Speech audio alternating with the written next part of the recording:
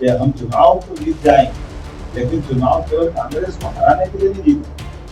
कांग्रेस क्योंकि सामने है तो हर एकदम आदिवासी अंचल जैसे एकदम गरीब क्षेत्र में आज पूरा क्षेत्र, लेकिन जीत हम इसलिए रहे कि क्षेत्र का विकास करें, क्षेत्र में हमारे काम से पहचान बने। विकसित भारत का स्वरूप बनाने के लिए माननीय नरेंद्र मोदी जी ने ये 11 साल में वो बता दिया। ये उसी प्रकार से दो प्रधानमंत्री हमारे दल से निकले, एक स्वर्गीय भारत रत्न अटल बिहारी वाजपेयी जी और दूसरे नरेंद्र मोदी जी। उनके अपने कार्य पद्धति से हमने सबने देखा है। उसी परंपरा में हमारे प्रदेश की और बड़ी गंभीर भूमिका है। प्रदेश के अंदर आज हम अपने लगभग पूरे अंचल के अंदर जिस ताकत के साथ लगातार जीतते जा रहे हैं, ये जीत केवल विचार की जीत नहीं, ये राष्ट्रभक्तों के प्रति समर्थन की जीत। उस नाते से एक सामान्य कार्यकर्ता के नाते से हम में से कोई मुख्यमंत्री बन जाता है, हम में से कोई सांसद बन जाता है, हम में से कोई विधायक बन जाता है, हम में से प्रदेश की ऐसी जवाबदारी भी ग्रहण करते रहते हैं जिसके आधार पर ये दुनिया के लिए आश्चर्य हो सकता है।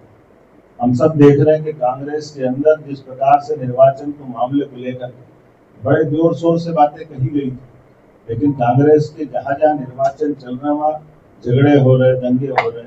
मैं ये नहीं कहता हूँ कि ये कोई अच्छी बात है, मेरी तो सहानुभूति है उनके साथ भी कि भगवान करे अब हमसे सीखो। सीखने के लिए तो अंदर का मन तुम्हारा सोचता है कि भाजपा जो करती है हम भी कर लें, तो बेहतर होगा कि भाजपा की रीति नीति के साथ भाजपा के आदर्श को भी अपना लो, लेकिन वो बड़ा कठिन है।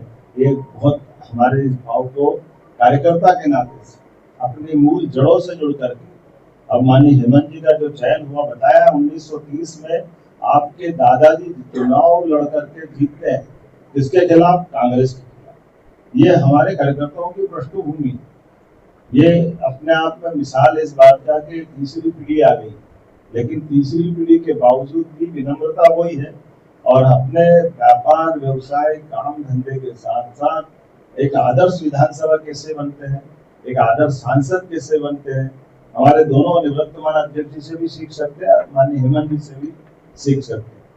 कोई भी चुनाव हो तो ऐसा लग रहा है कि ये चुनाव ही आखिरी, इतनी ताकत से लगने की हमारी माननीय बीडी शर्मा जी ने आदत डाली। ऐसी आदत माननीय हेमंत जी की है कि हम चुनाव तो जीत जाएंगे, लेकिन चुनाव केवल कांग्रेस को हराने के लिए नहीं जीत रहे।